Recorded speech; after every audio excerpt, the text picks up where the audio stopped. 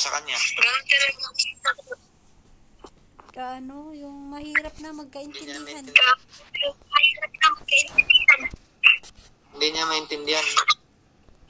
Tuwing nag-aaway kami, hindi ako makakatulog, hindi ako makakain dahil sa kanya. Ganun pa ginawa sa akin. Tapos pag inalaan niya pa ako, yun pala siya pala yung mayroon. Ang akala ko naman, Pinagkaisahan nila ako meeting. Gagatot na lang. Akala ko naman siya, ikaw yung magkameron. Nagkaroon ng bago. Hindi.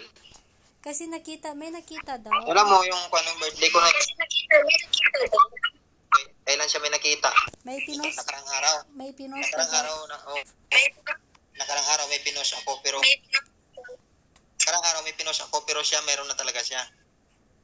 Ayun naman pala, paano kayo magkakabate kung parehas kayo palang naghanap, di ba? Wala na. Ayaw ko na rin. Hindi sinusuyo. Kung sana sinusuyo, ayaw naman magpasuyo. Ano ang gagawin ko? Napupuno lang ka message yung inbox na hindi nagre-reply. Mula pa nung suyo ko sa kanya, mula pa nung July 25 hanggang August 20. Tingnan mo naman yan. Ganun, ang tagal din, no? Tatawag siya sa akin. Tatawag. Hindi nagpapakita sa wall niya inaharap yung yung cellphone niya. Paano yun?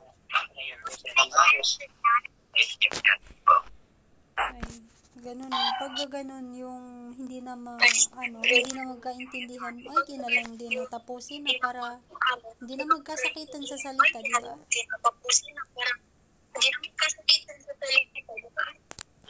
Kinayang lang niya yung pag binigay ko sa kanya na ganun talaga. May mga okay lang.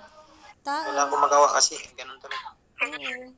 Yung kahit ibigay natin ng lahat ng pagmamahal, lahat ng pag-aalaga, yung kahit suportahan natin sa pangarap nila, kung hindi talaga tayo nakikita nila na makakasama nila habang buhay, iiwan tayo ng mga yan.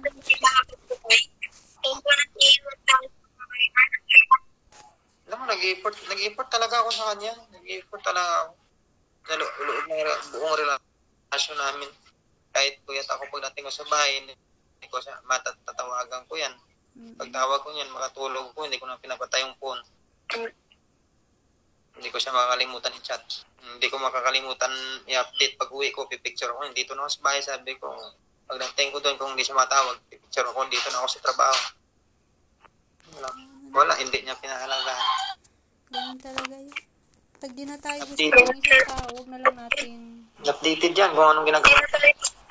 ipili. Ako, yun na lang din natutunan ko. Kung ayaw mo na sa akin, ayaw ko na sa'yo. Parang ganun.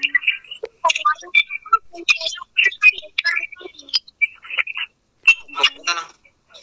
Kasi, Wala na eh. oo, Magagawa natin. move on ka na lang talaga. Lalo na pag wala ka ng choice.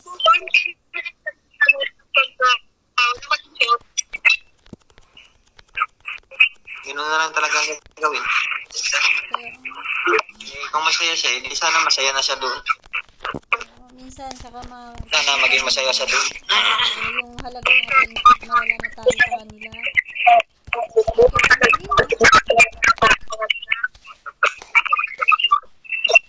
Napapanalangin ko na lang na maging masaya siya doon. Yun lang tayong magagawa natin kasi hindi rin naman sila maging masama. Panalangin na lang natin, maging masaya na lang sila sa bagay na nilingin na.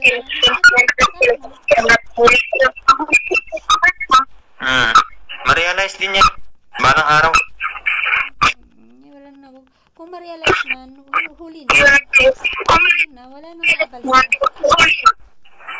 Ano? Kung ma-realize man, wala na. Wala na babalikan. Wala na eh. Tapos na eh. Sa panahon na yun, nakamove on na. Nakamove on na yung tao, parang gano'n.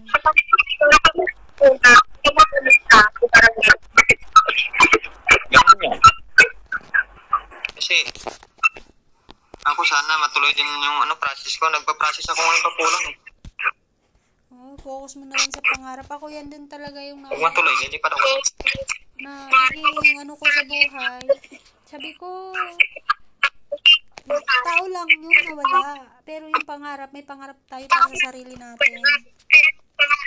Tsaka yung naging pinaka-essence mo, yung Kaya nga eh. maging success ka na lang sa buhay, sa mga pangarap mo. Hindi na lang isipin yung mga tao na hindi nakita yung halaga natin. Ganun. Hindi ko sasayangin yung buhay ko sa kanya. Tama yan. Kung hindi mo Wala namang problema. halaga, huwag nga ipilit. Sarili naman kong bahay dito. Ayahin na siya para sana kung ano siya dito. May sarili akong bahay dito sa Quezon City, sa Manila. Hindi siya, hindi na sana. Sabi ko, hindi ka na babalik pag makauwi ka, huwag ka na bumalik. Di ba galing ka Wala na. Ayaw na niya eh. Magagawa.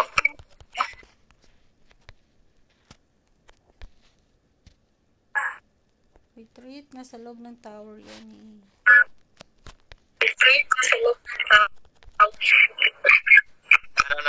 Nasaan ka na?